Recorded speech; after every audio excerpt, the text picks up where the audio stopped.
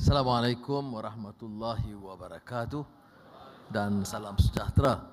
Alhamdulillah, nahmaduhu wa nusalli ala rasulihil karim. Waduh, ini luar biasa. Saya mau bicara sebagai sahabat kerana dalam menghadapi liku-liku hidup getir, pasang surut, lebih banyak surut dari pasang. Saya tidak pernah merasa terasing di Indonesia.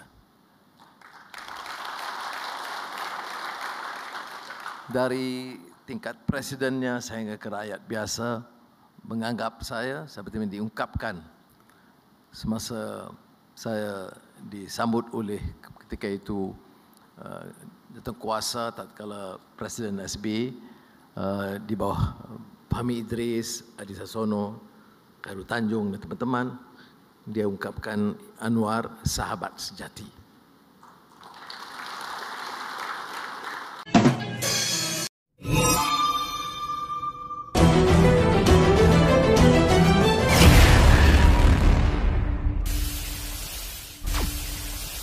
Subscribe dulu yang belum subscribe. Selamat menonton.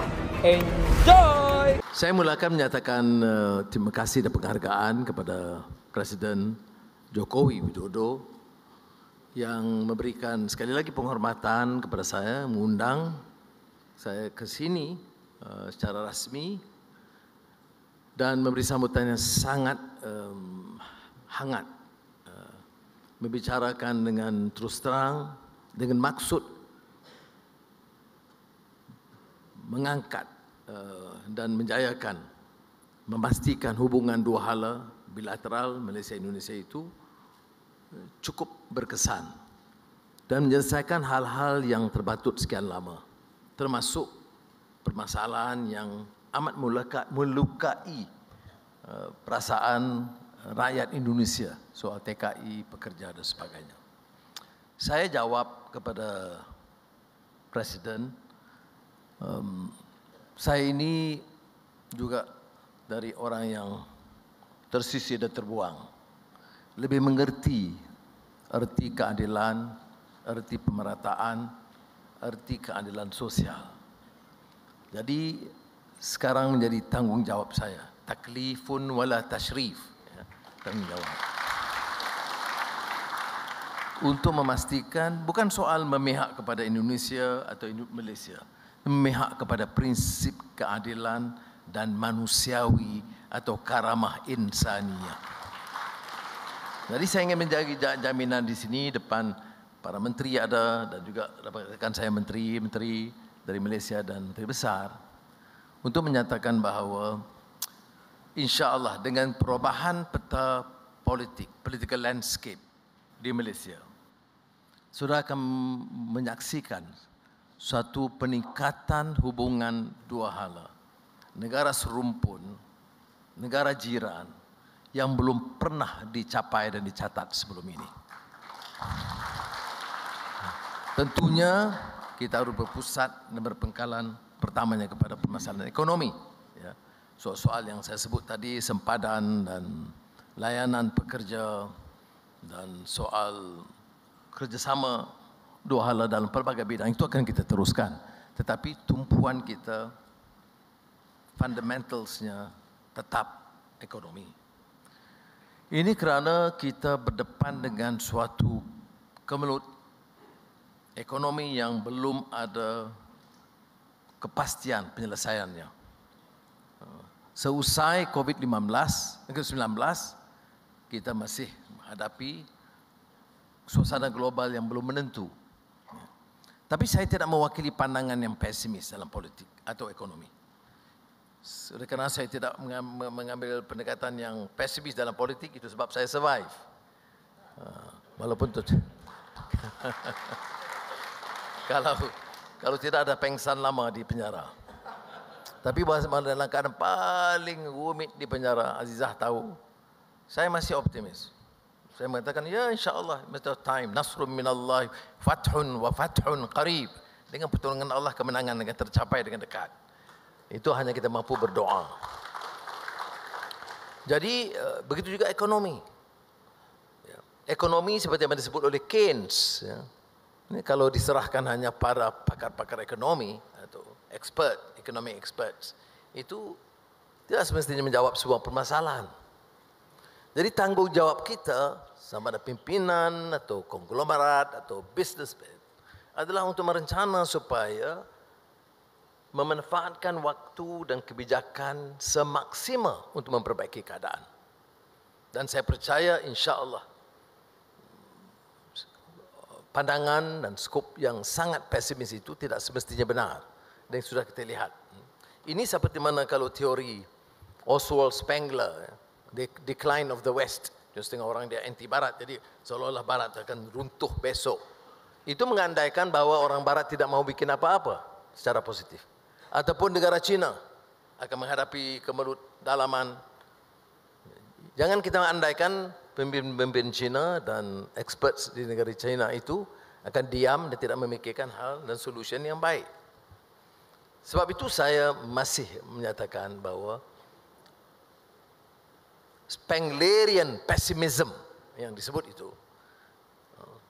baik dalam politik atau ekonomi, tidak semestinya benar. Tanggungjawab kita sebagai manusia adalah berikhtiar, seperti mana juga islah mastata'tu, ya, mencari penyelesaian dan reform perubahan dengan sedaya upaya kita. Tapi bagi saya, pokok pangkalnya bermula dari pimpinan. Sebab itu saya memilih untuk bermula dengan mengambil sikap sebagai seorang ketua yang lebih bertanggungjawab, berlapang dada mendengar pandangan dan nasihat, dan artinya demokrasi. Dan semalam di Kedutaan Malaysia saya sebut apa yang pernah diungkap oleh Francis Fukuyama tentang democratic accountability. Kita ni riuh rendah, hiruk pikuk bicara soal demokrasi, tetapi tidak accountability. Demokrasi itu tidak dapat ditentukan kewajarannya, kehebatannya semata-mata dalam pemilu. Ya. Tetapi relevansnya kepada kita atas pertimbangan nilai dan akhlak, moral dan ethics, mesti tentang accountability.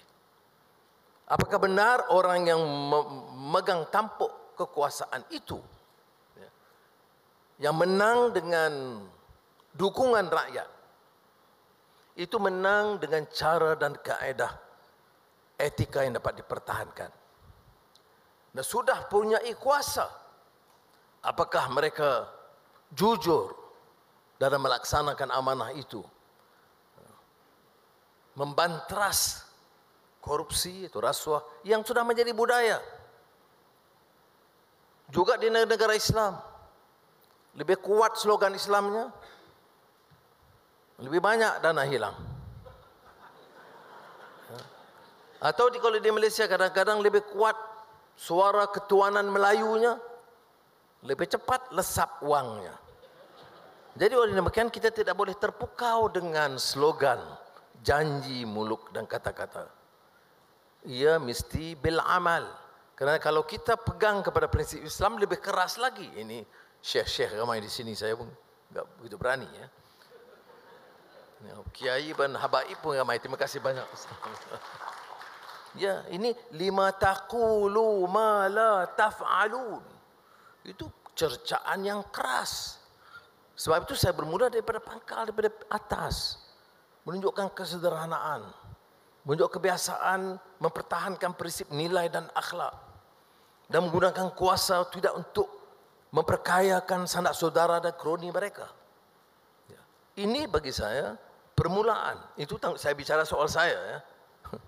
Kerja saya dan ingatan kepada anak-anak saya, ya, bahawa Papa pegang, alhamdulillah capai. Kadang-kadang sudah berminggu-minggu di kantor Perdana Menteri itu, hebat kantor itu. Sudah harus datang berkunjung melihatnya, hebat. Ya. Jadi saya pikir Azizah pun belum sampai ke situ, ya. Ya. Jadi saya pikir ini ibarat mimpi.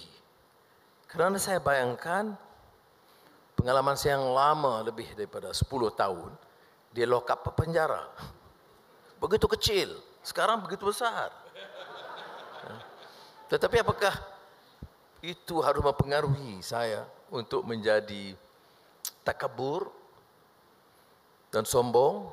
Apakah pengalaman disiksa dan derita sekian lama itu harus mengajar kita dan mengerti apa arti derita dan sengsara di kalangan majoriti rakyat kita? Saya ditanya tentang cerita derita saya. Saya bilang, derita Anwar itu betapapun tenat yang saya hadapi, masih relatif lebih baik dari derita majoriti rakyat Malaysia. Mereka tidak dipenjara benar. Mereka tidak dipenjara benar. Tetapi sekurang-kurangnya makan minum Azizah dan anak-anak masih terkawal. Pendidikan anak-anak masih baik. Tidak ada yang terhambat pendidikannya kerana masih ada rakan-rakan yang bantu. Perjalanan masih terkawal walaupun merasai tekanan. Tapi kalau majoriti rakyat kita tidak ada upaya untuk ke universiti, tidak ada upaya untuk makan cara yang agak selesa setiap hari.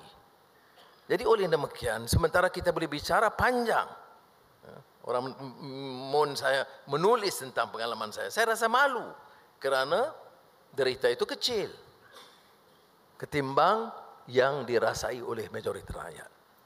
Maka ada hikmahnya dari semua ini, yaitu mendewasakan saya. Saya lebih mengerti apa arti bebas dan demokratik. Kerana saya tahu apa dia pengalaman hidup dalam kongkongan dan dalam sistem yang otokratik. Jadi ini yang saya fikir harus direnung oleh kita semua, kerana saya mewakili satu sosok pandangan bahawa keupayaan Indonesia dan Malaysia, terutamanya Indonesia, itu luar biasa. Saya agak sentimental bicara soal Indonesia ini, ya. Kerana marhum ibu saya itu penggemar karya-karya besar Indonesia. Semua karya Sultan Takri Ali Syabana, Amin Pane, Hamka tentunya, ya. Tasawuf moden, falsafah hidup, itu bukan saya dibaca, dihadamnya. Kemudian saya dibesarkan. Sehingga kan ramai yang di kalangan wartawan menganggap saya ini pernah studi di Indonesia. Sehingga saya belum pernah studi di sini. Cewek pun enggak ada di sini. Kalau ada, saya tidak akan mengaku untuk jaga keharmonian. Untuk menjaga keharmonian. Kalau ada pun CP-CP-nya di Depo Negara 16 kantor HMI. Baik. Jadi saudara yang saya nak sampaikan di sini ialah, walaupun kita bila baca, saya ingat lagi Mokhtar Lubis yang hujat tentang budaya korupsi dan lemahnya sifat Indonesia, terutama kerana sistem penguasaan Orde Baru dulunya. Ataupun puisi Taufik Ismail, malu aku jadi rakyat Indonesia, lebih kurang begitu judulnya. Tapi itu satu aspek orang seni yang mencurahkan rasa gelisah hati nurani mereka. Tapi kenyataannya Indonesia telah melahirkan tokoh-tokoh besar yang tidak ada tolak tandingnya di rantau kita.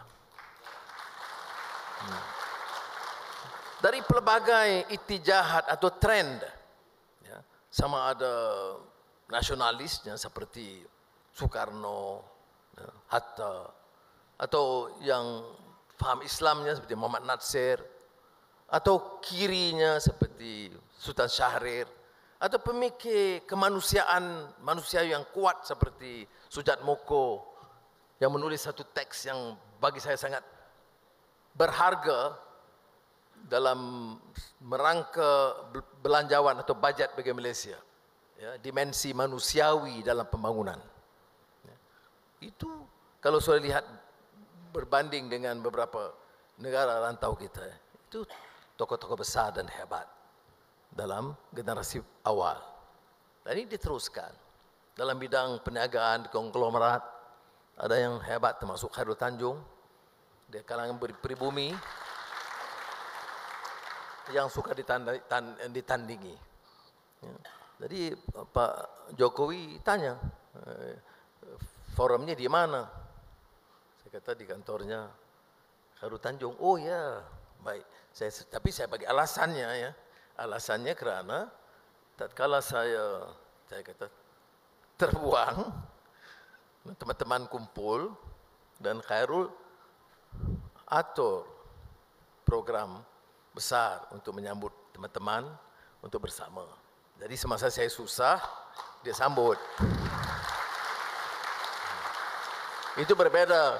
Sekarang setelah jadi Perdana Menteri, ramai yang sambut.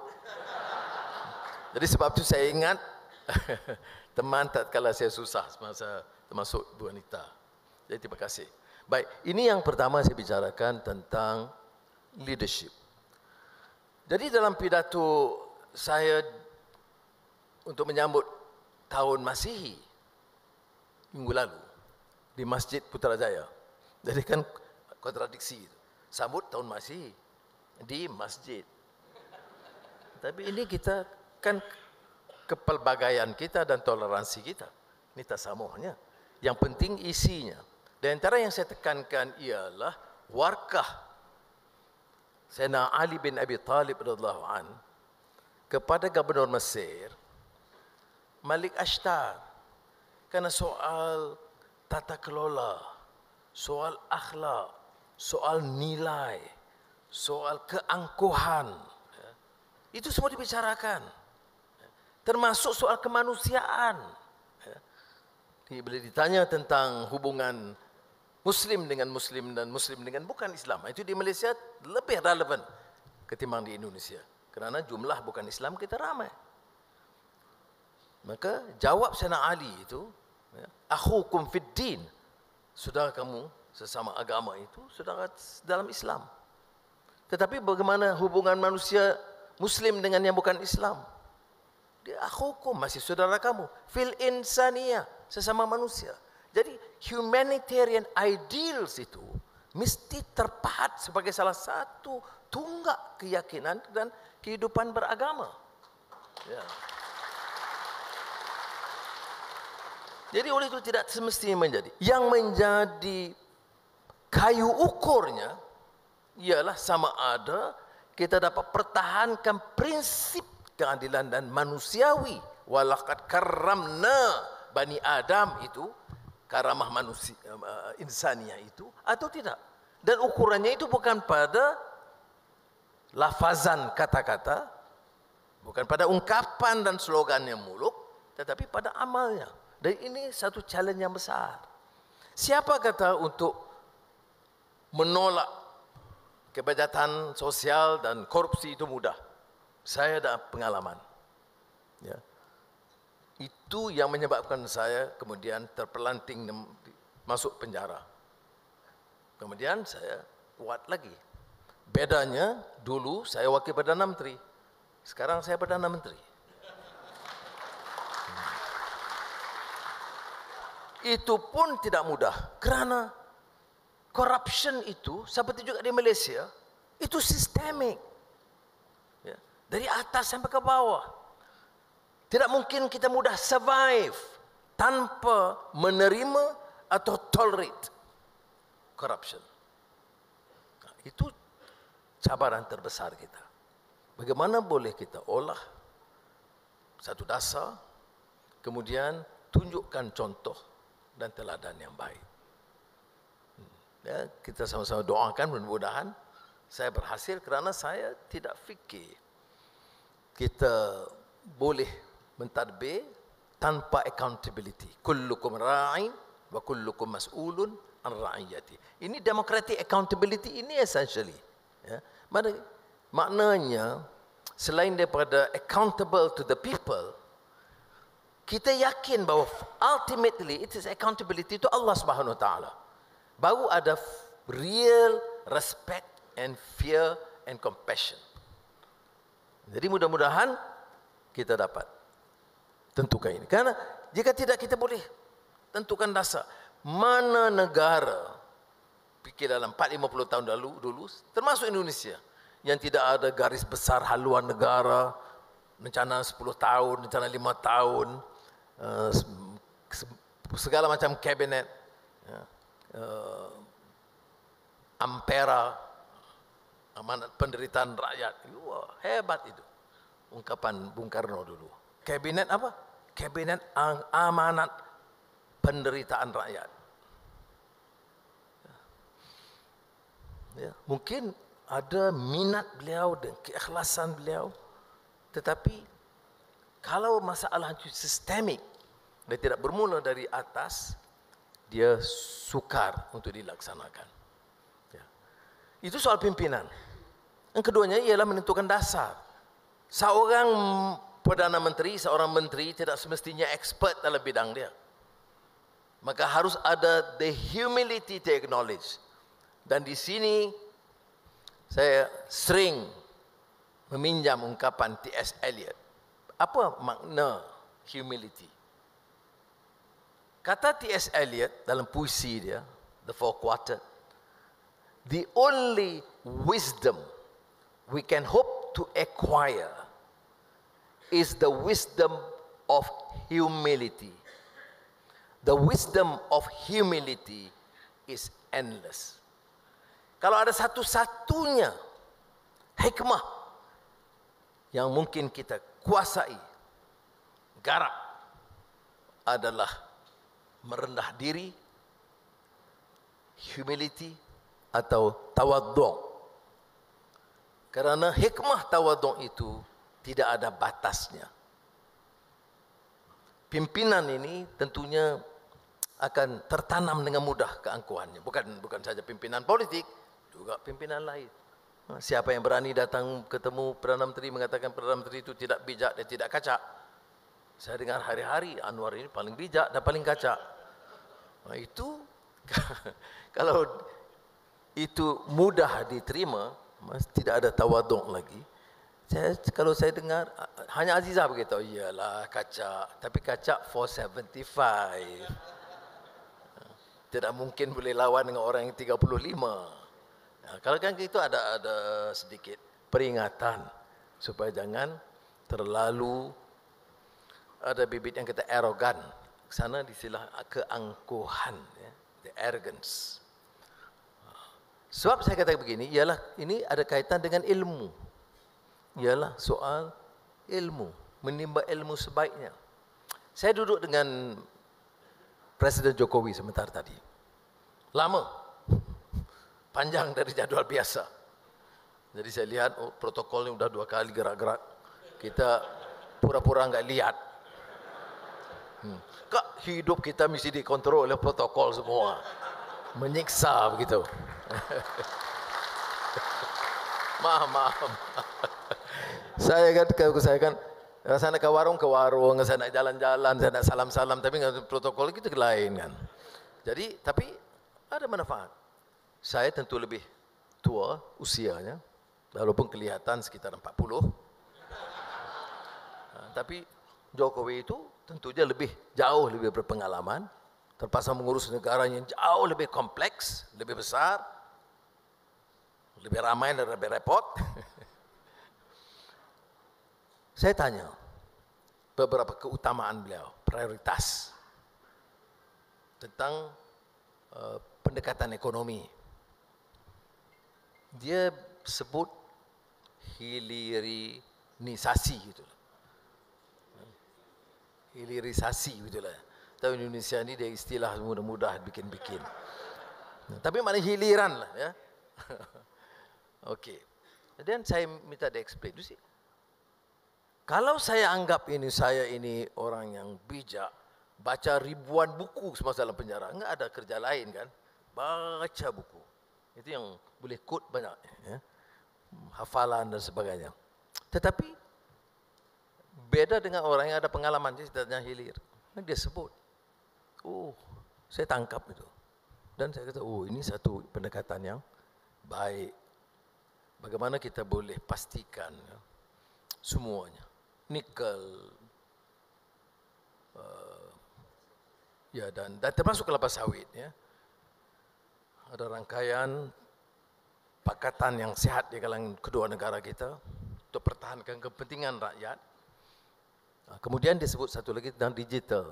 Ya, digitalization kita nak popularkan. Ya, itu memang dalam rencana saya juga. Tetapi itu dari segi realm of ideas and policies. Itu beda dengan pelaksanaannya. Jadi biar disebut pelaksanaannya itu di peringkat industri kecil dan sederhana, bagaimana pastikan ia lebih melebar. Saya hanya rumuskan saja, tapi yang saya nak sebut di sini ialah the crave for knowledge and understanding is limitless only if you have acquire this sense of humility. And again, I reiterate, humility is endless. The challenge for leadership is to ensure that we continue to learn from our observation, from our experience, and from listening to the so-called experts and to the common man and woman. Ada yang kita tidak mampu dengar dari pakar-pakar, experts, ketimbang apa yang dirasakan di bawah. Saya tidak cenderung dengan angka dan statistik. Berapa angka kemiskinan? Kemiskinan tegar, tinggal 15%. Bunyi kan indah. Tapi kalau kamu atau keluarga kamu tergolong dari 15% ini, kamu tidak bicara begitu. Ini yang dibedakan dengan pendekatan manusiawi dengan pendekatan yang lebih akademik dan kritis ekonomi. Jadi knowledge pun ada masalah juga. Ada orang yang cenderung untuk mencari specialization, dan sekarang ini kerana mismatch pendidikan dan kerja, management leaders fikir training yang specialized. Tapi kita kena ingat, apa arti hidup tanpa kemanusiaan dan rahmah? Apa arti hidup tanpa nilai dan akhlak? Jadi oleh itu pendidikan tidak boleh dikesampingkan dari prinsip-prinsip ini. Tapi specialization itu penting. Digital economy, digital technology, AI, itu bidang-bidang baru yang mesti dan wajib diterokai. Kalau ketinggalan, maka seluruh generasi akan ketinggalan. Malaysia kerana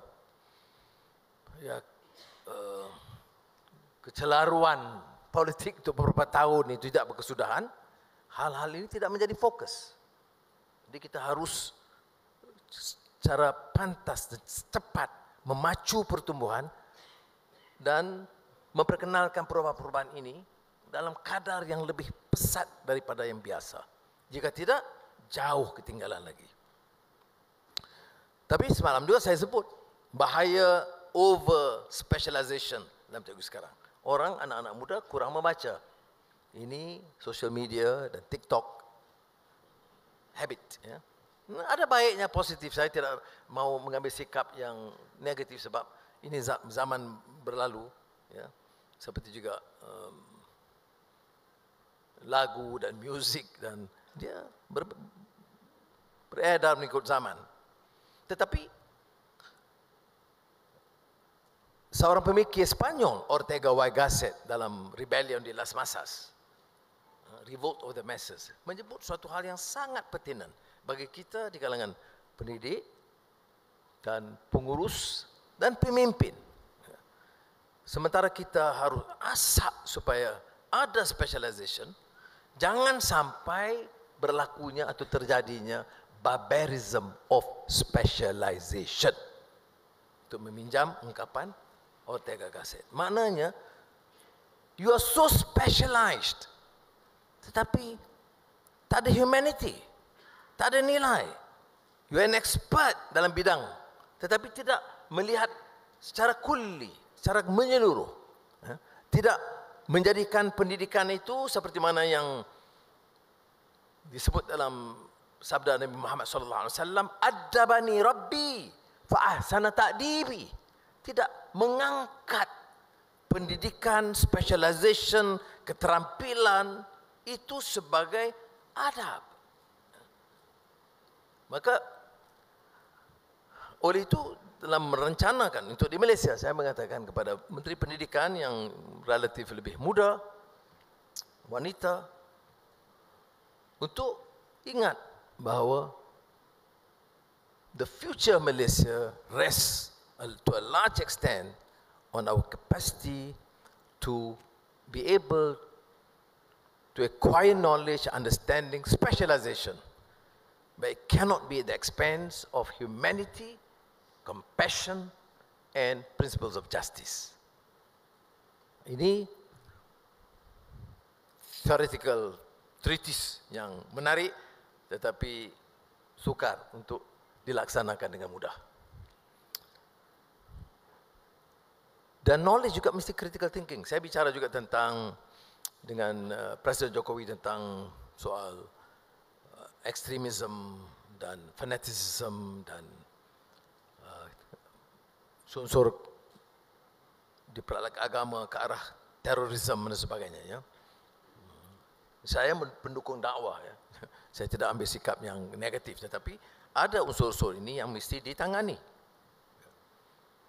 Tapi dia terkait juga dengan isu critical thinking dalam pendidikan.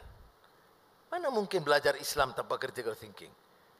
Mau terima hadis pun kita kena pastikan sahih atau daripada sanadnya ahad atau tidak. Mana di Islam itu dilatih awal untuk pastikan. Kalau site Quran pun kalau dipertikai tanya harus sebut ya, ayat berapa dari surah apa. Ya, dan tidak umpamanya menerima sembrono apa sebarang kenyataan. Kalau quote saya sebut tadi Sayyidina Ali, ada hak untuk bertanya betul dari warkahnya halaman berapa. Jadi kita dilatih untuk critically analyze, assess apa yang dimaksudkan dengan ilmu. Jadi ini juga satu cabaran bagi kita yang besar dalam merangka kasar pendidikan dan ilmu. Tanpa critical thinking itulah dia jadi umpamanya wala, patuh saja dan semua orang boleh jadi experts, semua boleh jadi syekh ya, dan kemudian tidak ada usaha untuk secara critically evaluate and assess. That is not the Islamic tradition. Islamic tradition itu tokoh-tokoh seperti Hujjatul Islam Imam Al-Ghazali sendiri ya, dengan Ibn Rushd tidak ya, bila dia menyerang falsafah dan ada jawapannya. Orang memilih setuju atau tidak, tapi maknanya ada. Tahafut al-falasifah dijawab tahafut at-tahafut, incoherence of the philosophers. Tapi tradisi ini harus diterap di kalangan masyarakat. Jika tidak, ilmu agama itu sendiri pun menjadi sangat mendatar dan hambar. Dan akhirnya tentu saja ekonomi yang saya tak akan sentuh banyak kerana Khairul Tanjung ada di sini. Tetapi bagi saya dia terikat dengan atau terkait dengan apa yang saya sebutkan tentang justice. Saya tentu setuju dengan peranan modal ya, yang dianggap agak kapitalisme. Tetapi saya juga tahu apa arti unbridled capitalism. Kelompok konglomerat yang menentukan semuanya. Tak bisa kita terima. Ya. Dia mesti ada a firm commitment to the principles of justice. Dan ini peranan pimpinan. Kita ini trading nation, lebih Malaysia dari ketimbang Indonesia.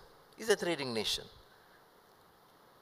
Maknanya kita perlukan investasi, pelaburan, domestik dan juga foreign direct investments. Dan dalam mengundang pelaburan itu kadang-kadang syarat-syaratnya itu tidak semestinya kita senangi semuanya. Tapi ada proses yang terpaksa kita tolerate. Cuma ultimate objektif pimpinan itu harus memastikan ada prinsip keadilan sosial. Saya tidak boleh terima dasar ekonomi kalau di Malaysia yang mencatat pertumbuhan yang disebut dulu menakjubkan. Kalau di sini disebut mukjizat, saya tak berapa suka istilah mukjizat. Menakjubkan, yang miraculous. Tapi yang mengizinkan umpamanya kesenjangan yang terlalu lebar dan golongan yang terlalu miskin dan miskin tegar. Itu bukan ideal economic policy bagi kita. Jadi saya lontarkan adik-adik ini sekadar membantu saya, dan saya telah undang beberapa rakan-rakan di sini untuk, kerana mereka tanya, senang Anwar jadi Perdana Menteri? Wah, senang sekali. Baik, kalau gitu datang 2-3 hari bagi nasihat kepada saya apa yang saya harus lakukan. Boleh. Jadi sekali lagi saya ucap jazakumullah khairan kathiran. Terima kasih, tidak terhingga. Sentimental sikit, betul. Saya, Azizah tahu, saya sentimental betul Indonesia. Jadi kadang-kadang bila saya datang seringkali di Indonesia pun, dia pun dah mulai ragu. Kerana nampaknya tu sentimental tentang Indonesia ini. Tapi ini arti persahabatan. Walaupun orang boleh singgung dengan berapa sinis tentang kelemahan-kelemahan yang saya tidak nafikan. Tetapi saya lihat ada satu kekuatan dalam pengalaman hidup saya dengan rakan-rakan, ya, yang dari aktivis ke jadi menteri ke ataupun sehingga ke presiden, tetapi masih menunjukkan sikap persahabatan yang saya amat hargai. Terima kasih. Wassalamualaikum warahmatullahi wabarakatuh. Lupa juga untuk komen dan share, like, dan jangan lupa juga untuk subscribe rancangan saya agar anda tidak akan ketinggalan untuk menonton video-video saya akan datang. Jadi itu saja daripada saya. Terima kasih kerana menonton. Bye.